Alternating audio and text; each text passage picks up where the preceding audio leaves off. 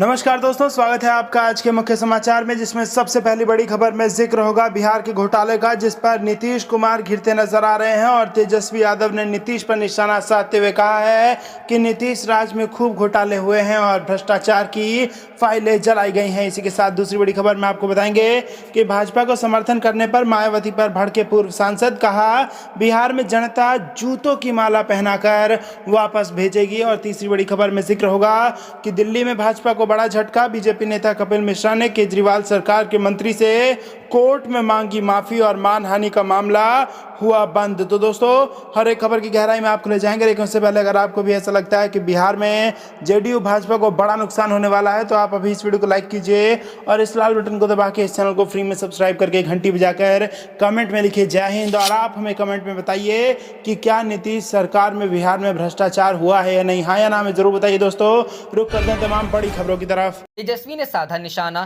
नीतीश राज में खूब घोटाले हुए, भ्रष्टाचार की फाइलें जलाई गईं। जी हां दोस्तों, बिहार में दूसरे चरण के मतदान के लिए सियासी घमासान चरम पर है। नेताओं और दलों ने अपनी पूरी ताकत प्रचार अभियान में झोंक दी है। नेताओं के बीच जुबानी जंग भी तेज हो गई है। इस बीच महागठबंधन की ओर से सीएम कैंडिडेट ने मुख्यमंत्री नीतीश कुमार पर सीधा हमला बोलते हुए कहा कि उनके राज में प्रदेश में खूब घोटाले हुए, भ्रष्टाचार की फाइलें भी जलाई गईं। तेजस्वी ने पटना में पत्रकारों से बातचीत करते हुए आरोप लगाया कि नीतीश के राज में 60 से ज्यादा घोटाले हुए। उन्होंने कहा कि सृजन घोटाला भी इसी दौरान हुए। इन घोटालों का सच छिपाने के लिए फाइलें भी जलाई गईं। तेजस्वी ने कहा कि नीतीश कुमार ने बिहार में कमाई, पढ़ाई व दवाई के लिए क्या किया। उनकी सरकार आई तो कमाई, पढ़ाई व दवाई और सिंचाई के लिए सुनवाई की जाएगी। उन्होंने कहा कि बिहार में 15 वर्ष के शासनकाल में मुख्यमंत्री नीतीश कुमार ने शिक्षा, स्वास्थ्य और उद्योग चौपट करने के साथ साथ 2 पीढ़ियों का वर्तमान और भविष्य बर्बाद किया है। इसीलिए वह बेरोजगारी, नौकरी, कारखाने, निवेश और पलायन कर कभी कुछ नहीं बोलते। नल जल योजना पर निशाना साधते हुए तेजस्वी ने कहा कि नीतीश कुमार के मुख्यमंत्री रहते प्रदेश में भ्रष्टाचार बहुत बढ़ गया। तेजस्वी यादव ने कहा कि मुंगेर की घटना जलियांवाला बाग की तरह की घटना थी। उनकी सरकार आई तो वह मुंगेर के पीड़ित की मदद करेंगे।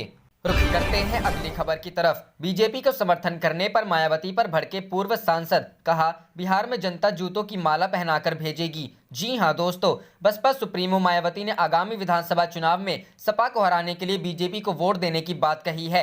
मायावती के इस बयान से नाराज बसपा के पूर्व सांसद इलियास आजमी ने निशाना साधा है। इलियास आजमी ने बिहार वासियों से बसपा गठबंधन को 0 पर आउट करने को कहा है। इतना ही नहीं, उन्होंने बिहार चुनाव में करारी हार के बाद जूतों की माला पहनाकर भेजने को कहा। इलियास आजमी ने कहा, उत्तर प्रदेश में मायावती जो कर रही हैं उससे आप लोग भलीभांति वाकिफ हैं। हमारा पूरा प्लान था कि मायावती को 2022 में 0 पर आउट किया जाए, लेकिन लगता है कि 2022 आने से पहले उत्तर प्रदेश में वो वही चली जाएंगी जिनकी एजेंट बनकर वह काम कर रही हैं। मायावती ने बिहार में एक अलायंस बनाया है। अलायंस में मैंने ही कहा था कि बुरे लोग हैं। मैं कुशवाहा को भी जानता हूं और लोगों को भी जानता हूं, लेकिन अगर बिहार के लोग बिहार को एक मजबूत और अच्छी सरकार देना चाहते हैं तो उनकी ड्यूटी है कि मायावती के पूरे अलायंस को 0 पर आउट करके जूतों की माला पहनाकर उनको उत्तर प्रदेश में वापस भेजें, ताकि उत्तर प्रदेश वालों का भी हौसला बुलंद हो।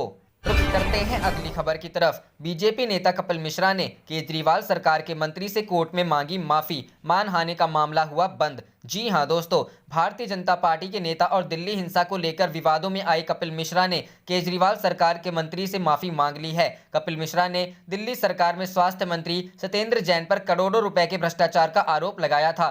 सत्येंद्र जैन ने इन आरोपों के चलते कपिल मिश्रा के खिलाफ मानहानि का केस दर्ज कराया था। आरोप साबित न कर पाने के चलते इस मामले में कपिल मिश्रा ने कोर्ट में बिना शर्त माफी मांग ली है। राउत वेन्यू कोर्ट में इस मामले की सुनवाई चल रही थी। इसके बाद यह केस बंद कर दिया गया। कोर्ट में मामला बंद होने के बाद आम आदमी पार्टी के नेता सत्येंद्र जैन और सौरभ भारद्वाज ने एक प्रेस कॉन्फ्रेंस कर कपिल मिश्रा पर बड़ा हमला बोला है। दोनों आप नेताओं ने कपिल मिश्रा से ट्विटर पर माफी मांगने के लिए कहा है। ऐसा न करने पर जेल जाने के लिए तैयार रहने की चेतावनी दी है। उनका कहना था कि कपिल मिश्रा ने कोर्ट में माफी मांगी और कहा कि यह पॉलिटिकली मोटिवेटेड थी, लेकिन अब वे सार्वजनिक रूप से माफी मांगे। सत्येंद्र जैन ने कहा, 2017 में कपिल मिश्रा को मंत्रिमंडल से निकाला गया तो उन्होंने भद्दे आरोप लगाए। कपिल ने कहा था कि मैंने केजरीवाल को 2 करोड़ रुपए दिए और ऐसा करते हुए उन्होंने देखा था। वे अभी ऑफिशियल ट्विटर हैंडल से माफी मांगेंगे, ऐसा उन्होंने कहा है। सौरभ भारद्वाज ने कहा कि इन्होंने 2 करोड़ देते हुए जैन को देखा। उस वक्त पुलिस का पहरा था, किसी ने तो बैग में लाए होंगे,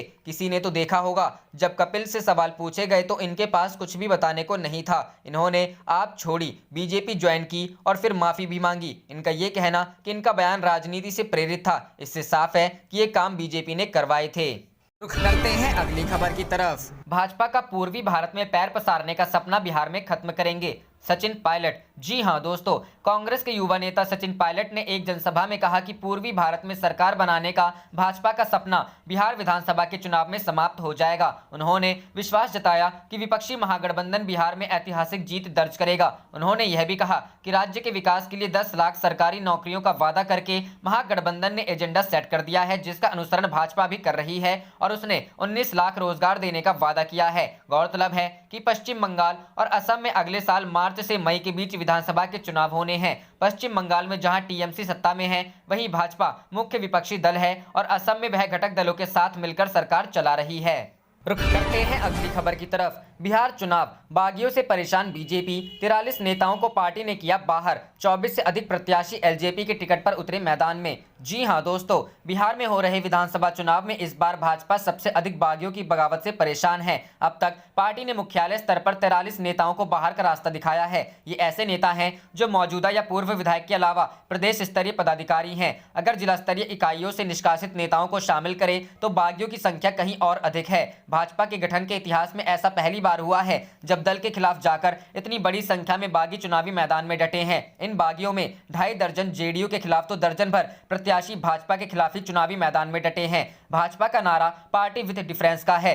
चुनाव में उम्मीदवार घोषित होने तक पार्टी नेताओं में मत भिन्नता होती रही है, लेकिन जैसे ही आलाकमान की ओर से किसी नेता को उम्मीदवार बना दिया जाता है, सभी आपसी मतभेद भुलाकर पार्टी को जीत दिलाने में लग जाते हैं। लेकिन इस बार यह मिथक टूट गया। सीट गठबंधन के अन्य घटक दलों के हिस्से में आ जाने पर भाजपा के नेताओं ने दूसरे दलों का दामन थाम लिया और चुनावी मैदान में डटे हैं। दर्जन भर सीटों पर ऐसी स्थिति है कि जहां भाजपा के नेता पार्टी की ओर से घोषित अधिकृत उम्मीदवार का नाम सामने आते ही बगावत कर अपनी ही पार्टी के खिलाफ चुनावी मैदान में डटे हैं। पार्टी सूत्रों की माने तो चुनाव में बागियों पर अंकुश लगाने के लिए पार्टी मुकम्मल तैयार करती थी। जैसे ही कोई निर्दलीय या दूसरे दलों से नामांकन करने की कोशिश करते थे कि उनसे बातचीत की जाती थी। पार्टी के आला नेता हस्तक्षेप कर वैसे बागियों को मनाने की कोशिश करते थे। इस बार भी पार्टी ने कुछ एक नेताओं से संवाद शुरू किया, लेकिन बागियों के तेवर नरम नहीं हुए। नतीजा यह हुआ कि दल के 3 दर्जन से अधिक नेता आज किसी न किसी दल या निर्दलीय ही चुनावी मैदान में डटे हैं। कहीं कोई एनडीए के अन्य घटक दलों के खिलाफ चुनावी मैदान में डटा है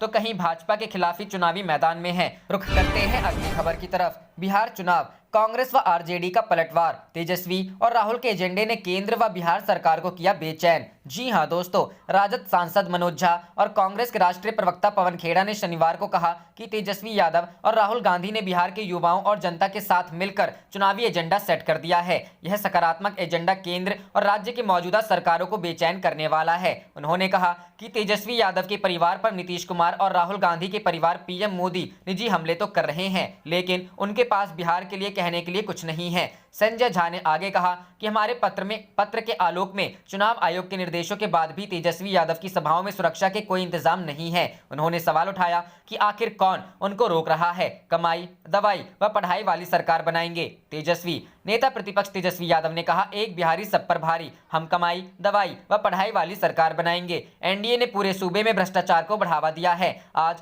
कोई जगह महफूज नहीं जहां बिना कुछ गए बिना कुछ लिए गरीबों का काम हो। राजद नेता ने गुरुवार को मधुबनी, दरभंगा और समस्तीपुर में आधा दर्जन से अधिक सभाओं को संबोधित किया। सीएम नीतीश कुमार पर तीखा प्रहार करते हुए कहा कि आप सबको उनसे सावधान रहने की जरूरत है, कहीं दातुन के चक्कर में पेड़ को जड़ से मत उखाड़िएगा। सरकारी कार्यालयों में नजराने लेने की चर्चा करते हुए कहा कि आज ऐसा वक्त है कि मृत्यु प्रमाण पत्र बनाने में भी कम से कम 200 रुपए लगते हैं। उन्होंने कहा कि मेरी सरकार बनी तो अपनी पहले कलम से 10 लाख बेरोजगारों को सरकारी नौकरी दूंगा, समान काम के बदले समान वेतन दूंगा। उन्होंने ग्रामीण इलाकों में काम कर रही जीविका दीदियों, आशा व आंगनबाड़ी सेविकाओं को सम्मानजनक वेतन और अन्य सुविधाएं देने की भी बात कही। रुख करते हैं अगली खबर की तरफ। मनोज झा का बड़ा बयान, तेजस्वी को है जान का खतरा, मांग करने के बाद भी नहीं मिली सुरक्षा। जी हां दोस्तों, राजद के मनोज झा ने शुक्रवार को प्रेस कॉन्फ्रेंस के दौरान एनडीए पर जमकर हमला बोला। मनोज झा ने एक वीडियो दिखाते हुए कहा कि जिस तरह से भीड़ तेजस्वी के हेलीकॉप्टर कर पहुंच गई थी, उसे देखते हुए उन्होंने तेजस्वी के जान को खतरा बताया है। राजद और कांग्रेस के संयुक्त प्रेस वार्ता में मनोज झा ने कहा कि तेजस्वी यादव की चुनावी सभा के दौरान उनकी सुरक्षा की मांग मैंने चुनाव आयोग से की थी। आप देख रहे थे आपका अपना चैनल जय हिंद जय भारत।